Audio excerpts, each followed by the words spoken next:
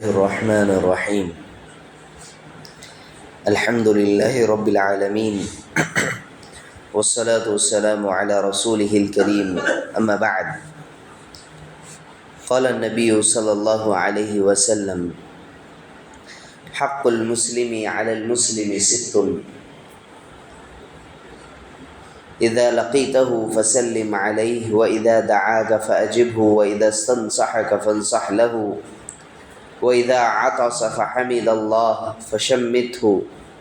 وإذا مرض فعده، وإذا مات فاتبعه. رواہ مسلم رحمہ اللہ۔ نبی کریم صلی اللہ علیہ وسلم نے فرمایا کہ ایک مسلمان کے دوسرے مسلمان پر 6 حقوق ہیں۔ جب وہ ملاقات کرے تو سلام کرے، جب دعوت دی جائے تو اسے قبول کرے، جب نصیحت طلب کی جائے تو اسے نصیحت کرے، اور جب چھینک آئے اور الحمدللہ کہے تو اس کا جواب دے، اور جب وہ مریض ہو جائے تو اس کی عیادت کرے، اور اگر اس کا انتقال ہو جائے تو اس کے جنازے کی اتباع کرے۔ محترم حاضرین،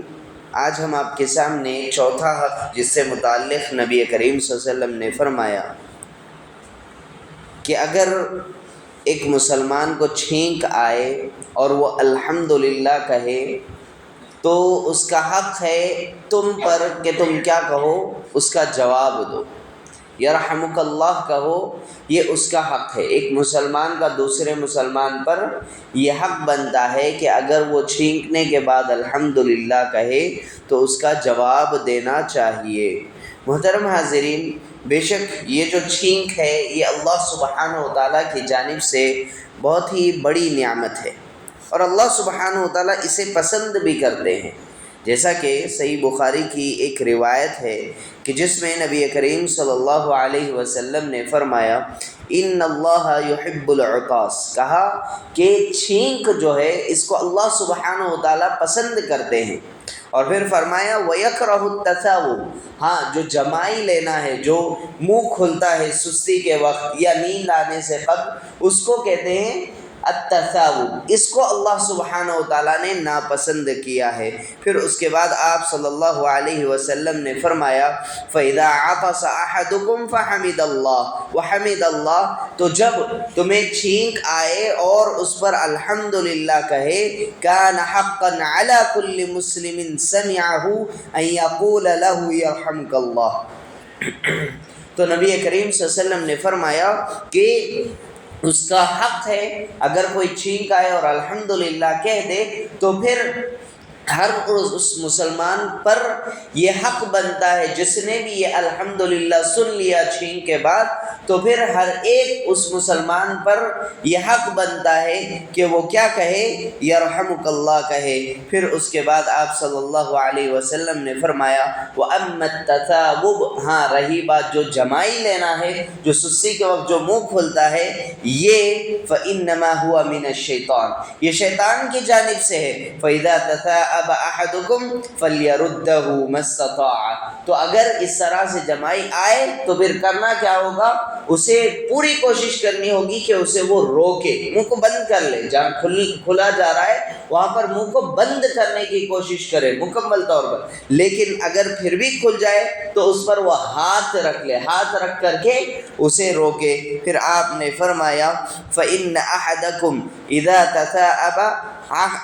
تَثَاءَبَ ضَحِكَ مِنْهُ الشَّيْطَانُ، یا دوسری روایت میں آتا ہے کہ اگر کوئی بندہ منہ کھولتا ہے اور پھر ہاں کا لفظ اس کی زبان سے اس کے منہ سے یہ آواز نکلتی ہے ہاں کر کے، تو اس وقت شیطان خوش ہوتا ہے، شیطان ہنستا ہے۔ تو اسی لیے نبی کریم صلی اللہ علیہ وسلم نے فرمایا کہ چھینک اللہ سبحانہ وتعالیٰ کی جانب سے نعمت ہے، اللہ سبحانہ وتعالیٰ اسے پسند کرتے ہیں۔ ہاں رہی بات جمائی لینا، یہ شیطان کی جانب سے ہے، اسے روکنا چاہیے، اس لیے کہ شیطان اس پر خوش ہوتا ہے۔ تو یہاں پر جہاں یہ تمام باتیں ہیں، وہیں پر ایک اور بات میں مزید یہ بتا دوں کہ ذکر جو کرنا ہے نا، دعا پڑھنا یا سبحان اللہ الحمدللہ، یہ جو کرنا ہے نبی کریم صلی اللہ علیہ وسلم نے کب کرنا ہے، کیا کرنا ہے، یہ سب چیزیں واضح کر دی ہیں۔ تو یہ دعائیں کرنا یہ سب عبادتوں میں شامل ہے۔ تو بہت سارے لوگ جب جماعی آتی ہے، منہ کھلتا ہے، تو اس وقت استغفر اللہ کہہ دے، اس لیے کہ شیطان کی جانب سے، شیطان کی جانب استغفر اللہ کہہ دیتے، جبکہ اس طرح سے کہیں بھی نبی کریم صلی اللہ علیہ وسلم سے ثابت نہیں ہے، جبکہ نبی کریم صلی اللہ علیہ وسلم نے آداب میں سے یہ سکھایا ہے کہ جہاں تک ہو سکے اسے روکا جائے، یہ اصل بات ہے۔ اسی طریقے سے آج کے اگر سائنسی تحقیقات اگر ہم اٹھا کر کے دیکھ لیں تو پھر چھین کے بڑی فوائد ذکر کرتے ہیں، یہ اب ہے، لیکن نبی کریم صلی اللہ علیہ وسلم نے پہلے ہی 1400 سال قبل ہی اس بات کو واضح کر دیا کہ اللہ سبحانہ و تعالیٰ کی تخلیق، اللہ سبحانہ و تعالیٰ کی تخلیق کا یہ جو مظہر ہے، یہ اللہ سبحانہ و تعالیٰ بہتر جانتے ہیں کہ انسان کے لیے کیا چیز فائدہ دے سکتی ہے اور کس چیز سے نقصان ہو سکتا ہے۔ نبی کریم صلی اللہ علیہ وسلم نے الحمدللہ کہے، یہ کہہ کر کے آپ صلی اللہ علیہ وسلم نے واضح کر دیا کہ اس میں صرف اور صرف فائدہ چھپا ہوا ہے۔ محترم حاضرین، اسی طریقے سے یہ بات ہمیں خیال رکھنا چاہیے کہ اگر کوئی بندہ چھینک رہا ہے لیکن الحمدللہ نہیں کہتا تو وہاں پر جواب دینا ضروری نہیں ہے، وہاں پر جواب نہیں دینا چاہیے، یا رحمک اللہ وہاں پر نہیں کہنا چاہیے، جیسا کہ حدیث میں آتا ہے کہ اگر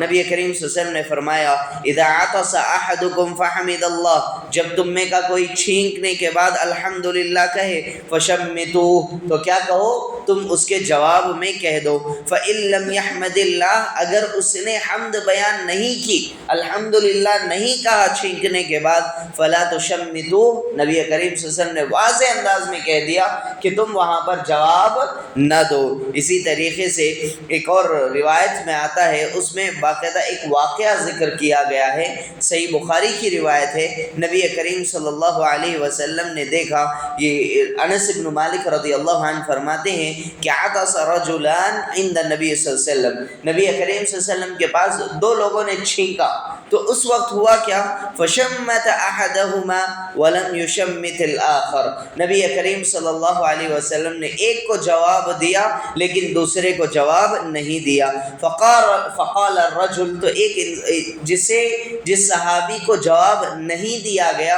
انہوں نے کہا یا رسول اللہ شمت هذا ولم تشمتنی، اے اللہ کے رسول آپ نے اس کے لیے تو جواب دے دیا لیکن میرے لیے یا رحمک اللہ نہیں کہا، میرے لیے دعا نہیں کی کہ اللہ تعالیٰ تجھ پر بھی رحم کرے، تو آپ صلی اللہ علیہ وسلم نے فرمایا ان هذا حمد اللہ ولم تحمد اللہ، تو آپ صلی اللہ علیہ وسلم نے کہا کہ بے شک جس کو میں نے جواب دیا اس نے چھینکنے کے بعد الحمدللہ کہا ہے، لیکن آپ نے الحمدللہ نہیں کہا تو میں نے تمہارا جواب نہیں دیا۔ تو واضح طور پر یہ چیزیں بتا دی گئی ہیں کہ کس کے لیے جواب دینا چاہیے اور کس کے لیے نہیں دینا چاہیے۔ ایک آخری بات یہ کہ نبی کریم صلی اللہ علیہ وسلم نے اچھے انداز میں بتا دیا ہے کہ چھینکنا یہ اللہ سبحانہ و تعالیٰ کی جانب سے ہے، نعمت کے طور پر ہے۔ ہاں جب ایسا ہو تو پھر انسان کو چاہیے کہ وہ الحمدللہ کہے، اور پھر جو سن رہا ہے وَلْيَقُلْ لَهُ أَخُوهُ أَوْ صَاحِبَهُ يَرْحَمُكَ اللَّهُ، اور دوسرا جو سن رہا ہے الحمدللہ چھینکنے کے بعد تو وہ کیا کہے، يَرْحَمُكَ اللَّهُ کہے، فَإِذَا قَالَ لَهُ يَرْحَمُكَ اللَّهُ، اور جب چھینکنے والے کو چھینکنے والا سن لے کہ يَرْحَمُكَ اللَّهُ اسے کہا جا رہا ہے، تو پھر جو چھینکنے والا ہے مزید پھر سے وہ دعا دے، کہا کہ يَهْدِيكُمُ اللَّهُ وَيُصْلِحْ بَالَكُمْ، يَهْدِيكُمُ اللَّهُ وَيُصْلِحْ بَالَكُمْ، یہ وہ کہے۔ تو نبی کریم صلی اللہ علیہ وسلم نے یہ واضح کر دیا۔ تو ہمیں چاہیے کہ شریعت اسلامیہ نے جہاں جہاں دعاؤں کا اہتمام کرنے کا حکم دیا ہے، ایک دوسرے کے حقوق کو بیان کیا ہے، تو ہمیں چاہیے کہ ان حقوق کو ادا کرنے کی کوشش کرے، ایک دوسرے کے لیے دعائیں دے۔ یہ ایک ہی جگہ نہیں، کئی جگہوں پر نبی کریم صلی اللہ علیہ وسلم نے ایک دوسرے کو دعائیں دینے کا حکم دیا ہے۔ باذن اللہ پھر کبھی آپ کے سامنے یہ باتیں رکھی جائیں گی۔ اللہ سبحانہ و تعالیٰ سے دعا ہے کہ اللہ سبحانہ و تعالیٰ ہم تمام کو کہی ہوئی باتوں پر عمل کی توفیق دے، آمین یا رب العالمین۔ سبحانک اللہم و بحمدک، اشہد ان لا الہ الا انت، استغفرک و اتوب الیک۔